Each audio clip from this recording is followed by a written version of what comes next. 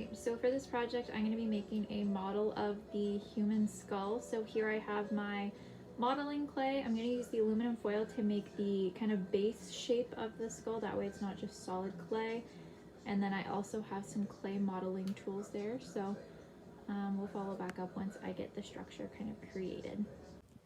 Alright, so this is the skull currently, so I'm just going to wait 24 hours for it to dry before painting.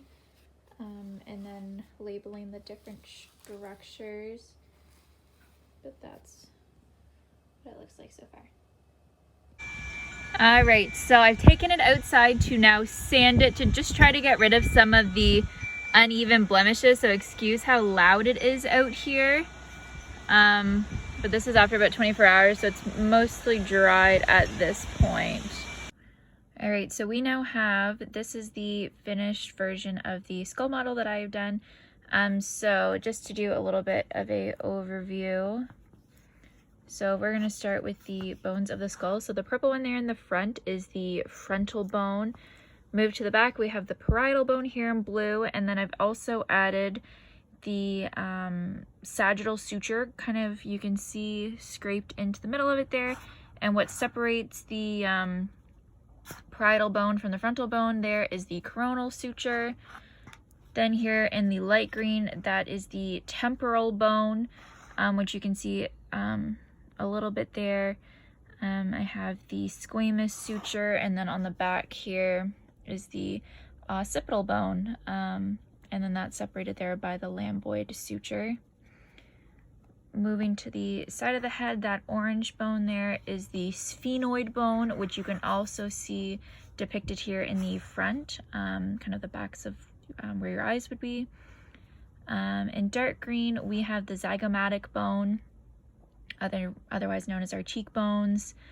Anything that we have there in black is kind of where there would be holes, like where there's no bone there, so like in behind our teeth, from our mandible, here in pink. So that would be empty space as well as here.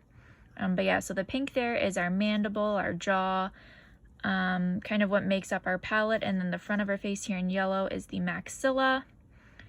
We have our teeth there in white. In the dark blue here, we have the two nasal bones.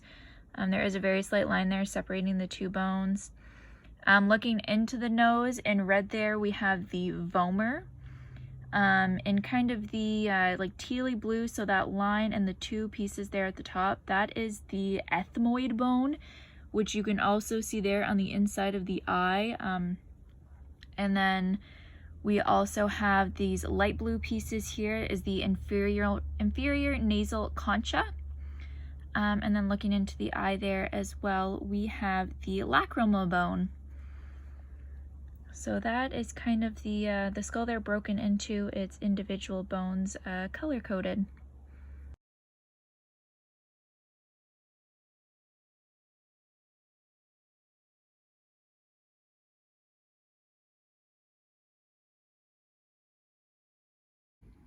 Alright, so to answer some of the questions correlated with this assignment, the function of the skull is to provide structure to the face as well as to protect the brain, which is obviously housed within the skull. And then some fun facts about the skull. I have a couple here. So an average of 785 pounds is needed to crush a human skull, just to give an idea of how strong it is and how good of a job it does at protecting the brain. As well, you can tell whether a skull belongs to either a male or female on observation, because male skulls tend to be heavier, larger, and the bones themselves are thicker than female skulls. As well, skulls of females tend to be a little bit more rounded, and their mandible is a little bit less protruded, so they don't have like the strong jawline. So obviously the average of 785 pounds needed to crush a human skull would probably differ, and could be different among male and female skulls, whereas of course male skulls are a little bit thicker and have a little bit more thickness to them to protect the brain.